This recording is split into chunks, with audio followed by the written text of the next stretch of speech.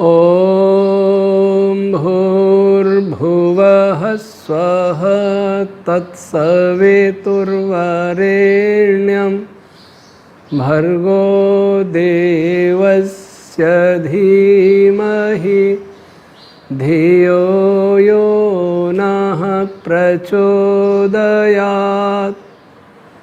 ॐ सहनाववतु सहनौ भुनक्तु सह वीर्यं करवावहै तेजस्विनावधीतमस्तु मा विद्विषावहै। ॐ शान्ति शान्ति शान्तिः।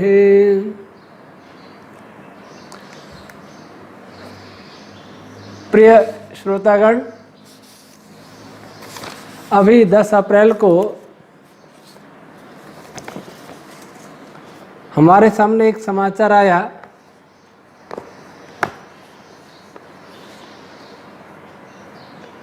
जिसमें गैलेक्सी M87 इसमें एक ब्लैक होल का चित्र लेने का दावा किया गया है।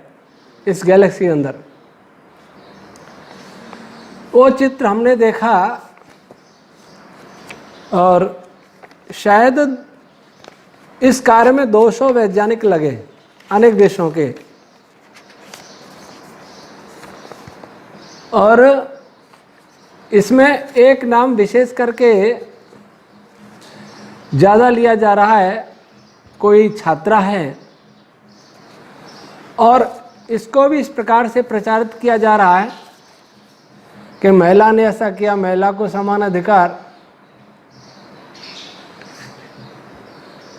ये बात दुनिया को आज समझ में आई, लेकिन भारत,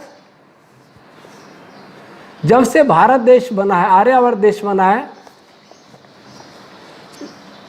तब से ही महिलाओं को बराबर अधिकार, अवसर मिलते रहे। भारत को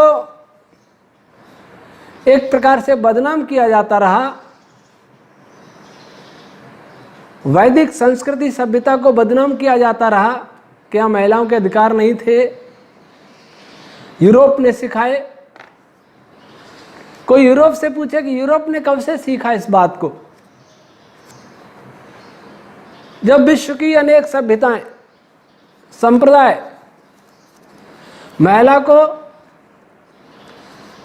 कोई कोई बेजान माना करते थे जिसमें जान ही नहीं है, कोई उनको बहुत तिरस्कार करते थे, उनको किसी प्रकार के अधिकार नहीं थे, अधिकार नहीं देते थे, उनको धर्मगुरु बनने का अधिकार नहीं हुआ करता था।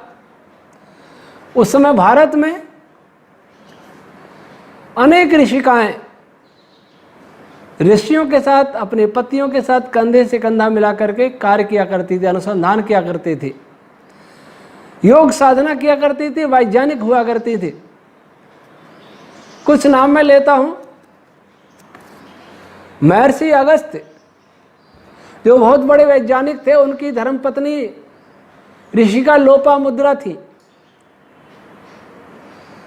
महर्षि याज्ञवल्क्य जी कभी भूमंडल में एक बहुत बड़े वैज्ञानिक और ब्रह्मज्ञानी माना करते थे, माने जाते थे।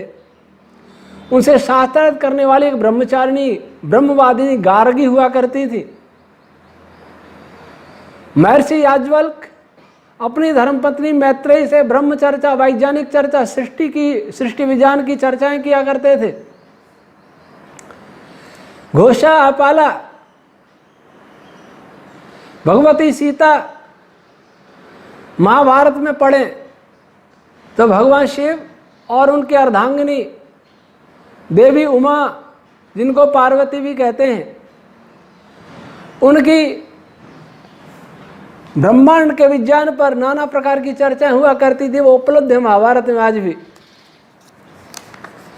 उस देश को कोई शिक्षा देता है कि ये महिलाओं का अधिकार, महिलाओं का अधिकार, ये शोभन ही नहीं है किसी भी देश के लिए। हमारे यहाँ तो महिलाएं यज्ञ में ब्रह्मा बना करती थी। मध्यकाल अवश्य आया दुखद, जहां ये सब देखना पड़ा जो नहीं देखना चाहिए था। खैर, अब हम वास्तविक चर्चा पर आते हैं।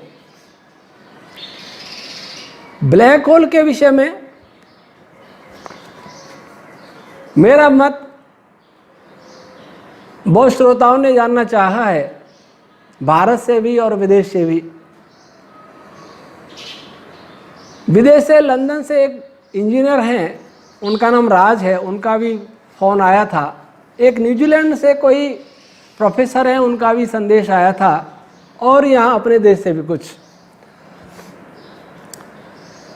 मैं की यात्रा पर गया था। मैं कभी हमने ये नहीं कहा कि कोई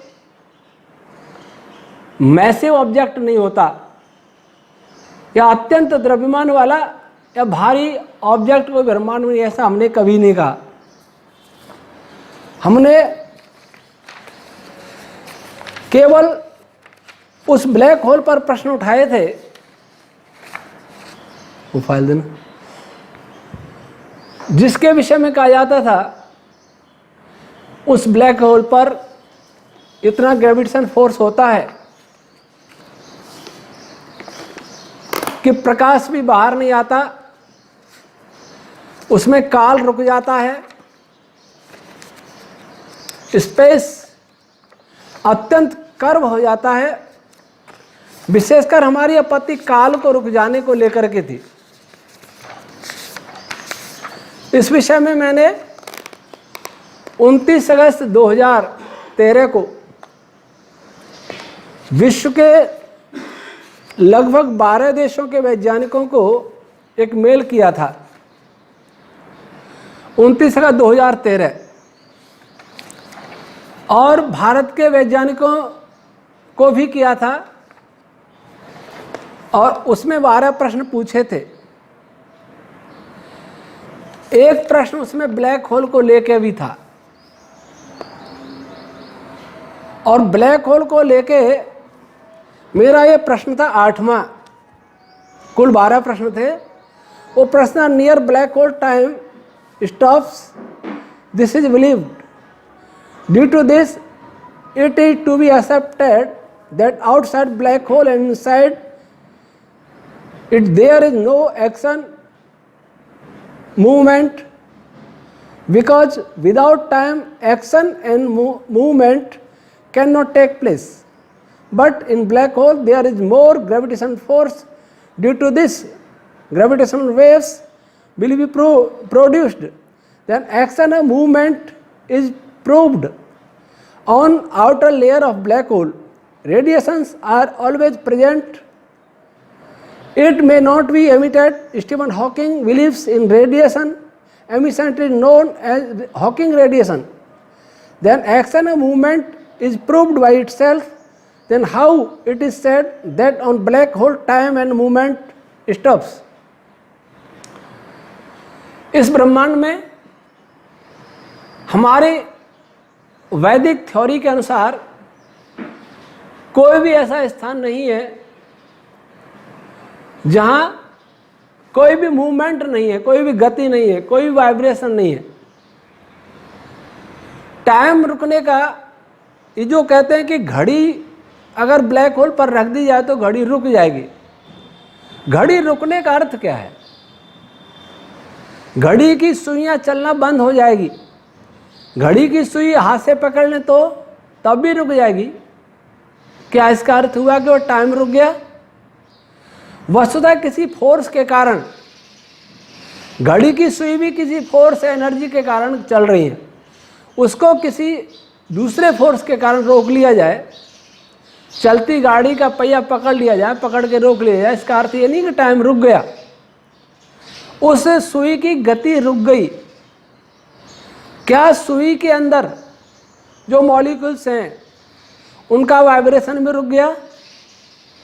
क्या उनके अंदर एटम हैं उनका वाइब्रेशन भी रुक गया। क्या उनके अंदर इलेक्ट्रॉन्स हैं, उनका चक्कर लगाना रुक गया। क्या उनके अंदर क्वार्क्स हैं, उनका वाइब्रेशन रुक गया।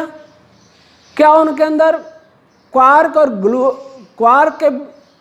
क्वार्क्स के बीच में ग्लूऑन जो हैं, क्या उनका आना जाना रुक गया, एक्सचेंज होना रुक गया।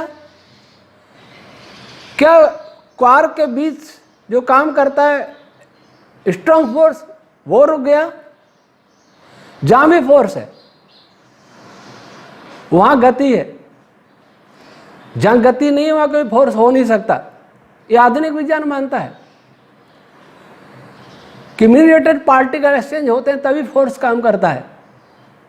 अगर मीडिएटेड पार्टिकल्स उस सो कॉल्ड ब्लैक होल के आउटर लेयर में, इवेंट हॉरिजन में, अगर मीडिएटेड पार्टिकल रुक गए, इसका अर्थ हुआ कोई फोर्स काम नहीं कर रहा। और फोर्स काम नहीं कर रहा, इसका अर्थ हुआ कि ब्लैक होल का ग्रेविटेशनल फोर्स भी काम नहीं कर रहा। कोई फोर्स काम नहीं कर रहा तो ब्लैक होल बिखर जाएगा। कोई बॉडी, कोई ऑब्जेक्ट रह ही नहीं सकता अगर उसके अंदर फोर्स काम नहीं कर रहा है तो। और फोर्स काम कर रहा है तो इस मूवमेंट है, वाइब्रेशन है, और मूवमेंट वाइब्रेशन है तो इसका मतलब काल भी है, टाइम भी है। जहाँ टाइम नहीं है वहाँ कोई एक्शन रिएक्शन कुछ नहीं हो सकता। जहाँ एक्शन रिएक्शन है वहाँ टाइम अवश्य है। मैं टाइम इसलिए कह रहा हूँ, हमारी भाषा में वह काल है, वैदिक भाषा में काल। उसको हम टाइम कहें ना कहें, लेकिन काल अवश्य होता है। तो हमारी आपत्ति केवल इसी बात को लेके थी। और ये हमने मेल स्टीवन हॉकिंग को भी भेजा था, नासा को भी भेजा, सर्न को भी भेजा, और 12 देशों के, भारत के अतिरिक्त 12 देशों के अनेक वैज्ञानिकों को भेजा। हॉकिंग साहब के टेक्निकल असिस्टेंट का एक मेल आया, और वही सामान्य मेल वो सबको कर देते होंगे कि आप जानते हैं हमारे पास इतने साधन नहीं है, सबका उत्तर नहीं दे सकते, ये है वो है, इस प्रकार की बात थी। ये बात 29 अगस्त 13 की है। अब मेरे पास एक नेचर न्यूज 24 जनवरी 2014, इसमें ये लेख है, स्टीवन हॉकिंग कह रहे हैं there are no black holes. ये कोई भी गूगल पर देख सकता है, नेचर न्यूज 24 जनवरी 2014, और लेखक है Zeeya Merali. Notion of an event horizon from which nothing can escape is incompatible with quantum theory physicist claims. अब वो स्टीवन हॉकिंग ने इसमें क्या कहा है, unlike the event horizon the apparent horizon can eventually dissolve. Event horizon को इन्होंने इनकार किया। इवेंट हॉरिजन क्या है, जहां उस ऑब्जेक्ट का, उस तारे का या सो कॉल्ड ब्लैक होल का पलायन वेग इतना होता है लाइट स्पीड के द्वारा बराबर, तो इसके कारण लाइट भी उसको छोड़ करके बाहर नहीं निकल सकती। ये इवेंट हॉरिजन, वही टाइम रुक जाता है, वही सब होता है। लेकिन हमारे पत्र के बाद यह 4 महीने बाद यह सूचना कैसे आई, और भारतीय खगोल शास्त्री आप प्रोफेसर आभासी मित्रा जो भाभा एटॉमिक रिसर्च सेंटर में हुआ करते थे, अभी सेवानिवृत्त हैं लेकिन खूब प्रचार कर रहे हैं, उन्होंने 2004 में अपना मुझे एक पेपर दिया था। मैं मुंबई गया था 25 अगस्त 2004 को। उस समय मैंने वर्ल्ड कांग्रेस ऑन वैदिक साइंसेज में बेंगलोर में एक अपना आर्टिकल पढ़ा था। उसमें मैंने कहा था कि बिग बैंग जो हुआ, जिसको माना जाता है, उसका जीरो साइज कभी नहीं हो सकता, क्योंकि जीरो साइज का मास, एनर्जी सब जीरो ही होगी। ब्लैक होल को लेके मित्रा साहब का जो आर्टिकल था उसमें भी यही था कि ब्लैक होल अगर कोलैप्स होते होते जीरो हो जाए वॉल्यूम, तो मास भी जीरो होगा। इसे और उससे पहले भी उन्होंने कुछ आर्टिकल लिखे थे, ऐसा उन्होंने मुझे बताया। उसके बाद उनके बहुत आर्टिकल हैं और किसी भी उनकी आपत्ति का कोई वैज्ञानिक उत्तर नहीं देता। इवेंट हॉरिजन को वो भी नकारते हैं। उन्होंने एक नई अपनी थ्योरी दी है, magnetic eternally collapsing object black hole के स्थान पर।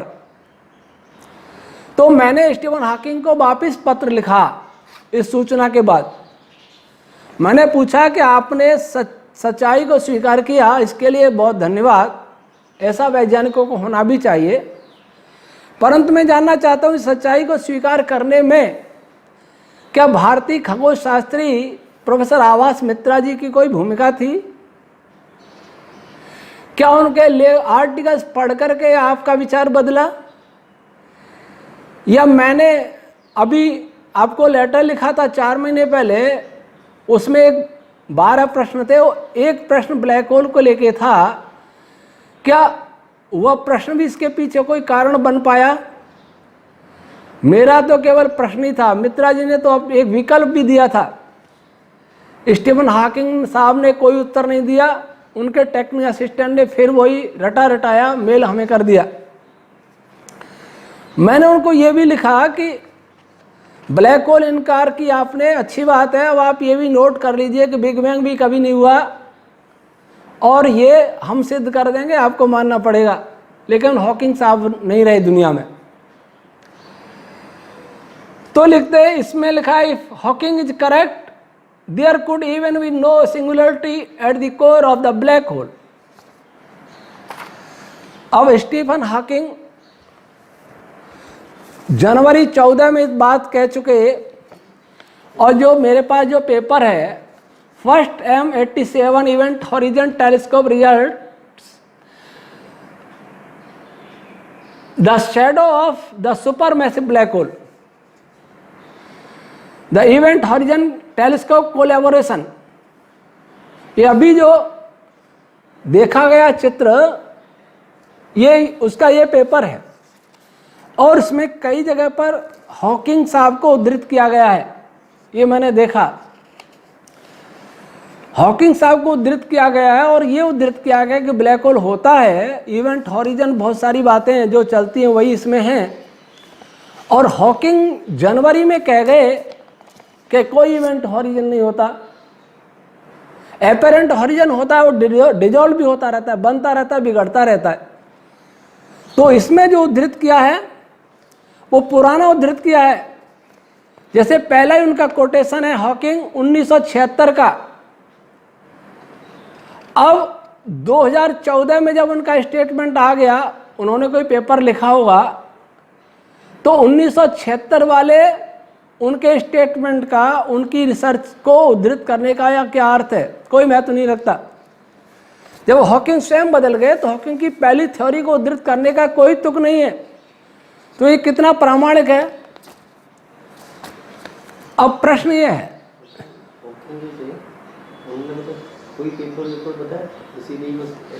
हॉकिंग साहब का कोई पेपर था कि नहीं था ये पता नहीं, लेकिन इससे लग रहा है कि कोई पेपर भी है उनका, कोई पेपर है उसमें, लेकिन इसमें ये सूचना है। अब विचार आता है कि फिर ये चित्र किसका है? इस बात को न तो हॉकिंग ने नकारा है और हमने कभी नहीं नकारा कि कुछ ब्रह्मांड में कुछ तारे ऐसे होते हैं जिनका बहुत अधिक मास होता है। हमारे वेद विज्ञान आलोक में मैंने 7 प्रकार के तारों को बताया कि सप्तवै देवलोका, 7 प्रकार के, हमारे वैदिक साइंस के अनुसार 7 प्रकार के तारों की श्रेणियां हैं और 7 प्रकार के पार्टिकल्स की श्रेणियां हैं। तारों की कैटेगरी 7 और पार्टिकल्स की कैटेगरी 7 ये दी हुई है। आवास मित्रा जी ने भी एक पेपर में तारों के 7 प्रकार माने हैं। तो अब ये जो दूर गैलेक्सी 53 मिलियन प्रकाश वर्ष दूर, 55 मिलियन प्रकाश वर्ष दूर एक गैलेक्सी है और उसमें इस ब्लैक होल को देखा है। वैदिक साइंस इस बात को मानता है कि हर गैलेक्सी के केंद्र में एक बहुत बड़ा ऑब्जेक्ट होता है और उसका इतना आकर्षण होता है कि संपूर्ण गैलेक्सी को होल्ड करता है, उसको थामे रखता है। एक गैलेक्सी में अरबों तारे हैं, उन तारों के अपने अपने परिवार हैं, उन सबको होल्ड रखना, पकड़े रखना, धारण किए रहना एक बहुत बड़ी बात है।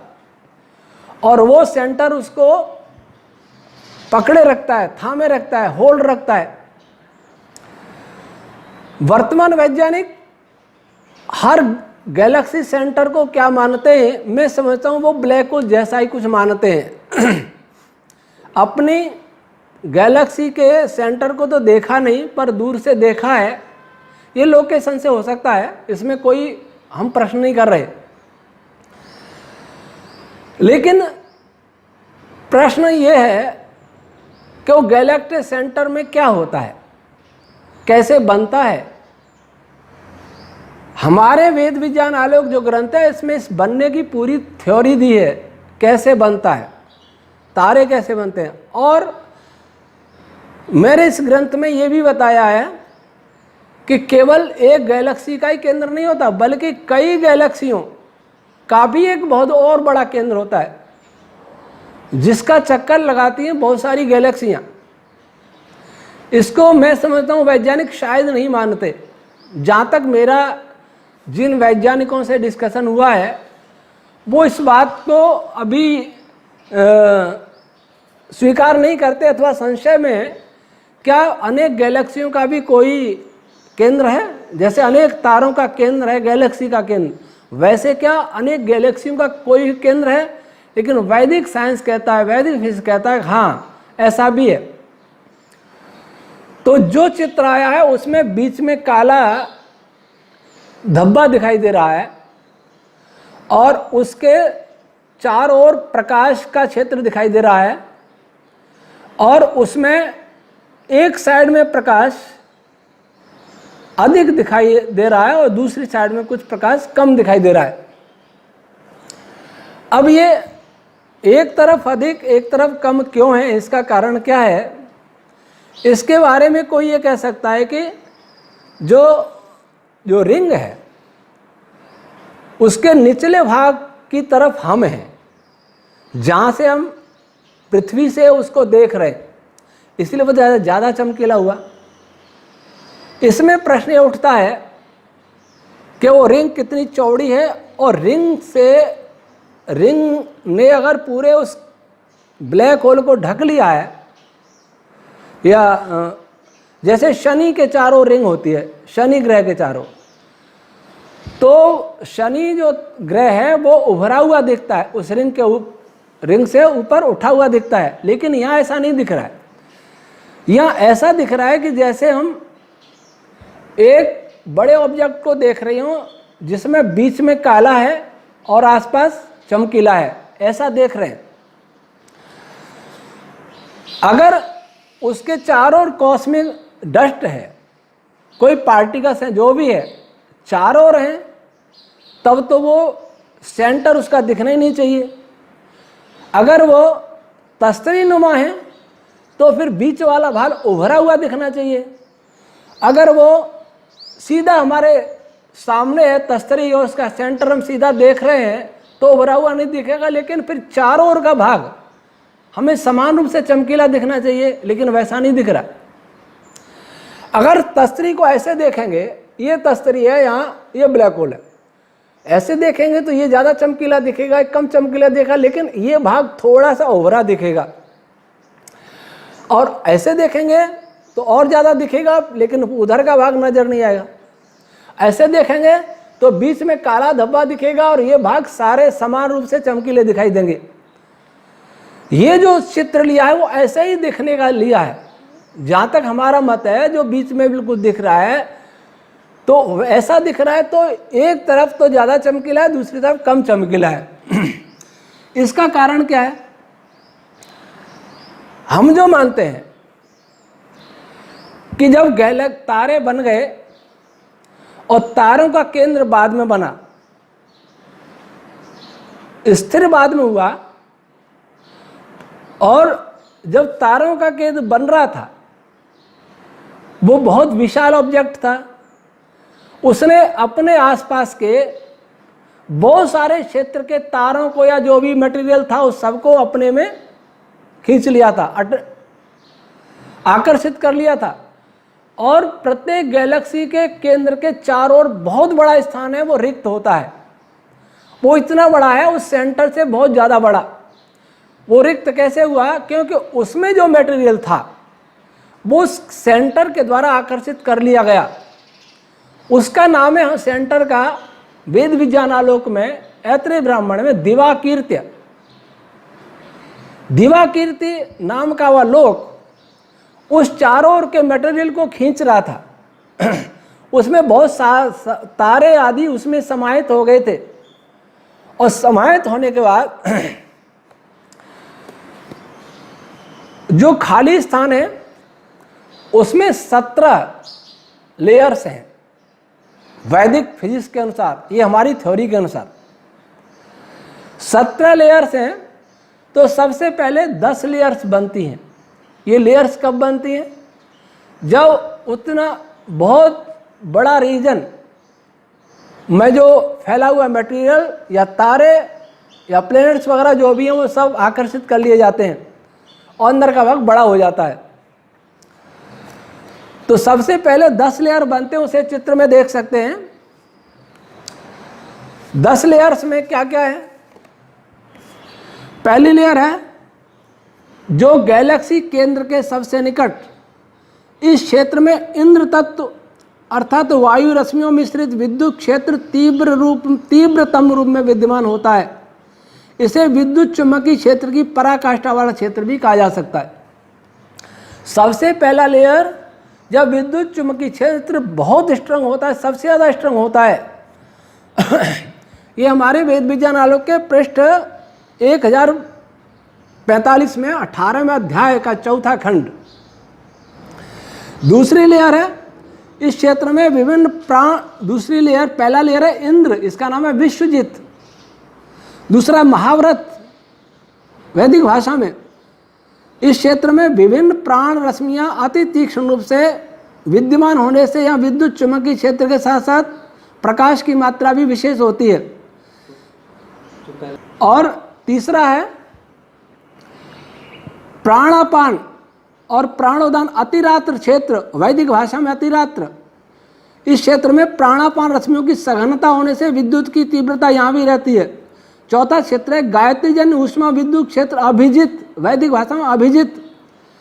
यहाँ गायत्री रश्मियाँ विशेष रूप से विद्यमान होने से विद्युत क्षेत्र तेजस्वी अर्थात प्रकाश और ऊष्मा विशेष होता है। पांचवा क्षेत्र है भूलोक, वैदिक भाषा में ज्योति।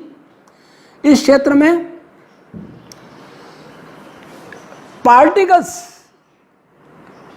पार्टिकल्स की संख्या बहुत ज़्यादा होती है। यहाँ इस क्षेत्र में विभिन्न प्रकार के एलिमेंट्री पार्टिकल्स या आयंस। छठा क्षेत्र है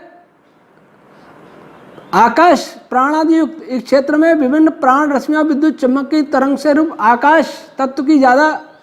आकाश हमारा एक पदार्थ है।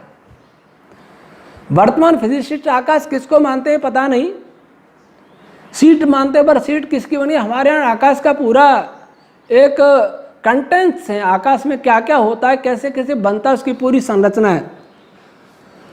और तो इस छठे क्षेत्र में आकाश अधिक डेंस है।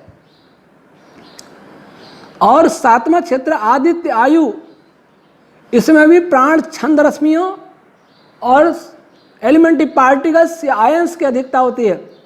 आठवां क्षेत्र फिर आकाश आ गया। नौवां क्षेत्र सातवें क्षेत्र के समान है। 10वां क्षेत्र 5वें क्षेत्र के समान है। ये 10 लेयर्स बने। उसके बाद भी वह सेंटर, वह गैलेक्टिक सेंटर सारे तारों को कंट्रोल नहीं कर पा रहा था। तारों की कक्षा स्थिर नहीं हो पा रही थी। संपूर्ण गैलेक्सी अस्त व्यस्त हो रही थी। उसके बाद ईश्वर द्वारा, ईश्वर की भूमिका अवश्य रहती है, ध्यान रहे। उसके बाद जो सबसे पहला लेयर है उसके पहले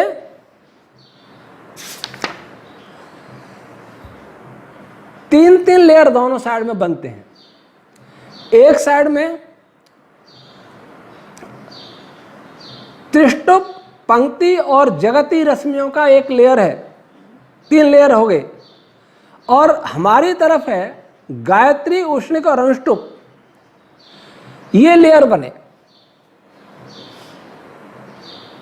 अब उसके बाद तारों की कक्षाएं कुछ अधिक स्थिर हुई, लेकिन पूरी तरह फिर भी स्थिरता नहीं बनी। फिर उसके बाद 3 लेयर और बने। तो हमारी ओर हैं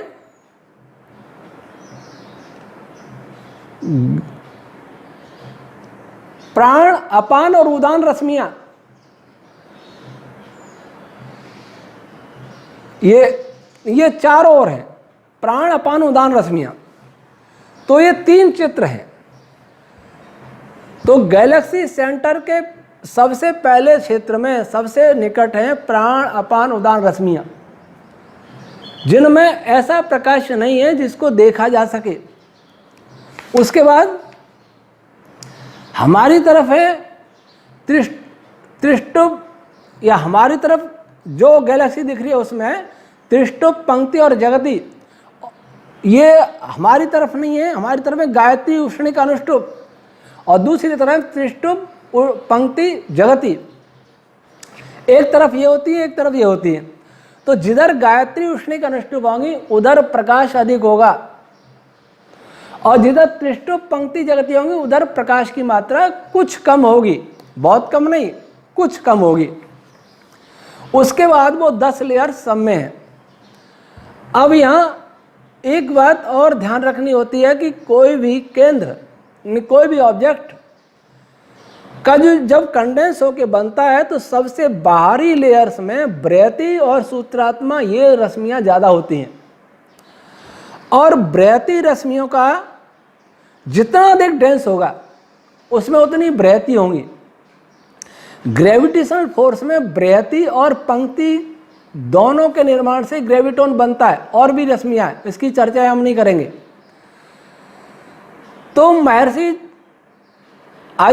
पिंगल ने छंद शास्त्र में अलग अलग छंद रश्मियों के अलग अलग रंग दिए हैं कि ये रश्मि ज़्यादा होंगी तो कौन सा रंग पैदा होगा, ये रश्मि ज़्यादा होंगी तो कौन सा पैदा होगा।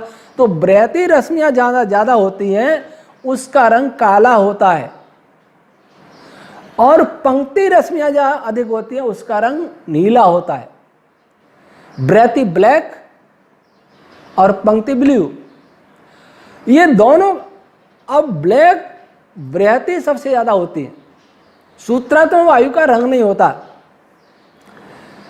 या उसके बारे में हम जान नहीं सकते कि उसका रंग कैसा होता है। तो जो जितना बड़ा ऑब्जेक्ट होगा, जितना सघन होगा, जितना डेंस होगा, उसके आसपास ब्रैती रश्मियाँ ज़्यादा होंगी। तो जो भी गैलेक्सी का सेंटर होते हैं उसमें से ब्रैती के कारण एक तो काला दिखाई देगा, मतलब प्रकाश उसका हमारी तरफ कम आएगा। फिर प्राण, अपान है, वहाँ भी प्रकाश नहीं है, हमारे द्वारा देखने योग्य प्रकाश है, लेकिन ऐसा नहीं जिसको हम किसी टेक्नोलॉजी से देख सकें। तो ऐसा लगता है कि बीच वाला भाग इसी कारण से काला दिखाई देता है, जिसको हम लोग पूरी तरह एक्सप्लेन नहीं कर पा रहे कि ग्रेविटेशन फोर्स जब ज़्यादा हो जाता तो प्रकाश कम क्यों हो रहा है। इसलिए हो रहा है कि ब्रैती रश्मियाँ उसको ब्रैती रश्मियाँ काला रंग पैदा करती हैं। यद्यपि फिजिक्स काले रंग को रंग नहीं मानता, वो मानता है कि काला रंग का अर्थ है सब रंगों का अभाव, कोई रंग नहीं है, यही काला है। जब प्रकाश के सभी रंगों को कोई वस्तु एब्जॉर्व कर लेती है वो काला दिखता है, और सभी को परावर्तित कर दिया सफ़ेद दिखता है, ऐसा कहते हैं। लेकिन ये बात नोट कर लें कि कभी न कभी फिजिसिस्ट, मुझे पता नहीं इसको अभी तक वो मानते कि नहीं मानते, वो मानने के लिए विवश होंगे कि ब्लैक भी होता है, ब्लैक रंग भी होता है, उस रंग की भी रश्मियाँ होती हैं, वो ब्रैती रश्मियाँ हैं। तो ब्रैती रश्मियों के कारण गैलेक्सी का सेंटर चमकीला नहीं दिखता, अंधकार वाला दिखता है, उसके बाहर प्राण रश्मियाँ हैं, इसलिए वह भी अंधकार वाला भाग ही है। उसके बाद जो 10 रीजन है, उसके बाद जो तीन है, तीन एक तरफ, तो जिधर गायत्री आदि हैं उधर ज़्यादा चमकीला है, दूसरी तरफ है वो कम चमकीला है। उसके बाद के जो लेयर हैं वो सब जगह बराबर है। तो मुझे लगता है कि किसी गैलेक्सी को हम इस प्रकार से देख रहे हैं और वो गैलेक्सी भी हमारी गैलेक्सी की तरह प्लेट के एक डिस्क के समान है, और उस डिस्क को हम ऐसे देख रहे हैं, उसमें बीच वाला भाग इन्हीं के कारण, रश्मियों के कारण काला दिख रहा है, बाहर वाला भाग एक तरफ कुछ अधिक प्रकाशित दिख रहा है, दूसरी तरफ कम प्रकाशित दिख रहा है। तो अब इसके बारे में थोड़ा और चर्चा करते हैं। ये हमने 18 अध्याय में लिखा, और ये हमने 1 साल पहले पुस्तक प्रकाशित हो गई थी, कॉपीराइट भी हो गई। को ऐसा नहीं है कि हमने ये रिसर्च पढ़ने के बाद एक किताब लिख ली है। 20 जून को इसका उपराष्ट्रपति जी ने विमोचन किया था, और इस पर मैं 12 साल से काम कर रहा हूँ। ये पुस्तक बहुत लोगों के पास देश विदेश में जा भी चुकी है। तो इस पुस्तक को जो पढ़ेंगे तो और नई नई रिसर्च कर सकेंगे, है हिंदी में, और हिंदी में इसको रखेंगे हम। अब दूसरा, इस पुस्तक के 8वें अध्याय के पहले खंड में हमने कुछ विशेष रश्मियों का जिक्र किया है। वे कवच एलुस रश्मियां हैं। कवच एलुस के बारे में वैदिक लोगों को बड़ी भ्रांति है। जिन्होंने ब्राह्मण ग्रंथ पढ़े, उन्होंने कवच एलुस नाम का एक कोई व्यक्ति बता दिया, जबकि ऐसा नहीं है। कवच एलुस रश्मियां हैं। तो इसके पेज नंबर 448 पर, वॉल्यूम इसका दूसरा है, उसमें मैंने लिखा है कि वर्तमान ब्रह्मांड में ऐसे अनेक स्थान हैं जिनके चारों ओर विभिन्न प्रकार की छंद रश्मियां और अनेक ऊर्जा तरंगें विशेष रूप से परिक्रमण करती रहती हैं। ऐसे वे लोग अत्यंत गुरुत्वाकर्षण युक्त होते हैं। इस प्रकार से लोकों की उत्पत्ति आज भी अनेकत्र होती रहती है। पूर्व में नेबुलाओं के अंदर या ब्रह्मांड के अंदर क्रमशः तारों नेबुलाओं के केंद्रों के निर्माण की जो प्रक्रिया दर्शाई है, उससे यह मिलती जुलती प्रक्रिया है। इसमें निर्मित लोग black hole, so called black hole, अथवा आवास मित्रा जी का MECO के समान ये पिंड हो सकते हैं। और वो ब्लैक होल बनने की प्रक्रिया उनकी भिन्न है और हमारी भिन्न है। सृष्टि वैज्ञानिकों को इस पर भी विचार करना चाहिए। और इसके बाद हम और कुछ बताते हैं इसके विषय में। जब ये आकाशगंगा के केंद्र बनते हैं तो उसमें बनने में कुछ विशेष प्रकार की वैदिक रश्मियों की भूमिका होती है, जिनको हमारे यहाँ यूप तरंग कहते हैं। और इसके विषय में मैंने पेज नंबर 306 पर लिखा है, 6ठा अध्याय का 3रा खंड।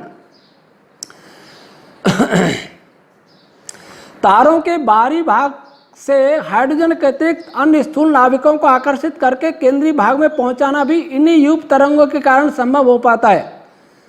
यह भी संभव है कि ब्रह्मांड में कुछ ऐसे भी तारे विद्यमान हो अथवा उत्पन्न हो रहे हों जिनमें हाइड्रोजन की मात्रा नगण्य हो, तब हीलियम अथवा उससे भी बड़े नाविकों को आकर्षित करके केंद्रीय भाग की ओर पहुंचाना इन्हीं यूप रूप तरंगों के कारण संभव होता है। वर्तमान विज्ञान द्वारा परिकल्पित ब्लैक होल अथवा प्रोफेसर A.K. मित्रा द्वारा परिकल्पित MECO के द्वारा बाहरी पदार्थ को आकर्षित करने में भी इन्हीं यूप रूप तरंगों की भूमिका होती है। वर्तमान वैज्ञानिक विभिन्न लोकों अथवा अत्यधिक गुरुत्वाकर्षण वाले लोकों के निर्माण की प्रक्रिया में गुरुत्वाकर्षण बल के अपार शक्तिशाली होने की बात करते हैं। वह अपार शक्ति यूप रूप तरंगों के बिना संभव नहीं है। ये यूप रूप तरंगों के लिए क्या है, ये इनके विषय में अभी विषय का तो बताएंगे। हमारा वेद विज्ञान अलग जिनके पास है वो देख सकते हैं। अब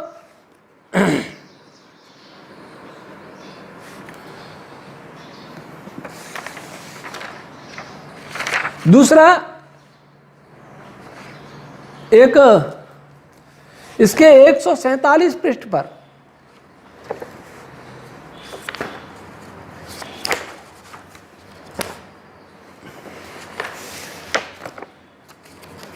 तीसरे अध्याय के 5वें खंड में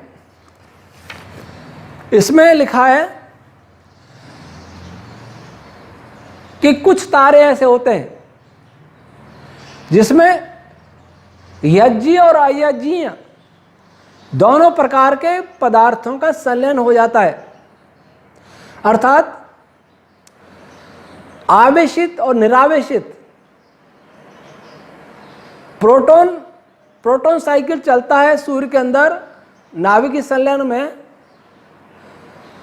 लेकिन कुछ तारे ऐसे होते हैं हमारे मत में जिनमें न्यूट्रॉन्स का भी संलयन हो जाता है, और उसके अंदर आधुनिक भाषा में कहें तो क्वार्क और ग्लूऑन का प्लाज्मा बचता है,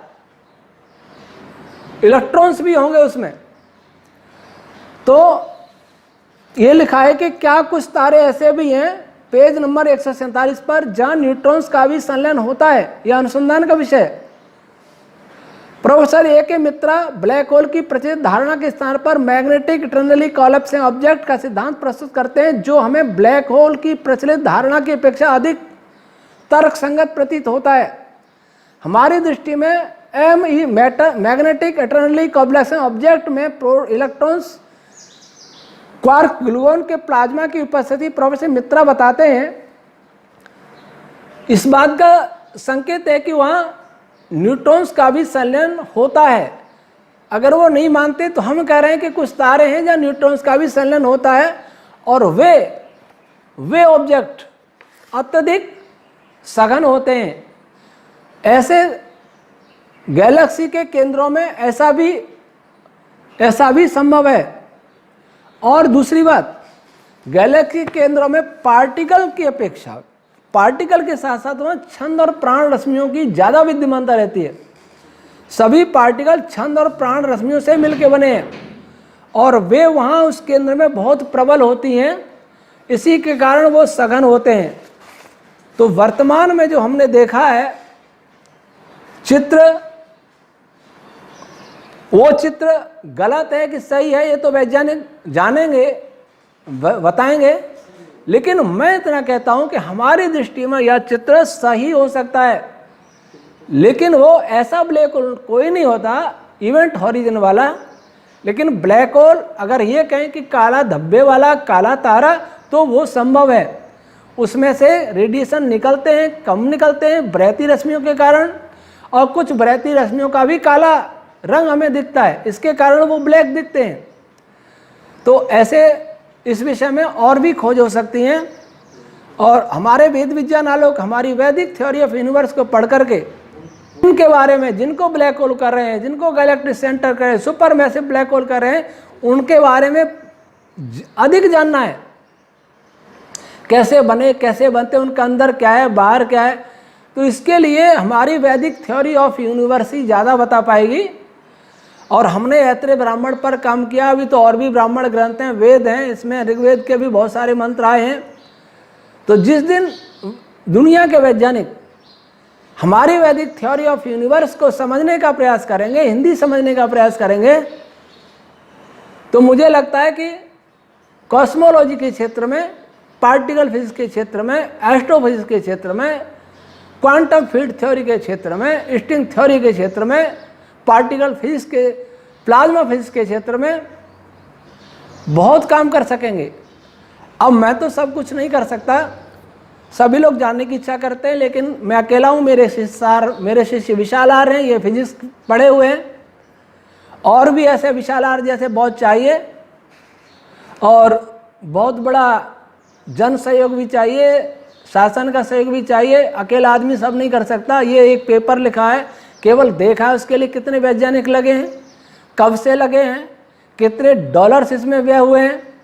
लेकिन यहाँ तो जंगल में बैठे काम कर रहे हैं, लेकिन जंगल में बैठे हुए भी हम वो थ्योरी दे रहे हैं, वो संकेत दे रहे हैं जिसके आधार पर ये अरबों खरबों डॉलर में काम करने वाले काम कर सके, आगे बढ़ सके।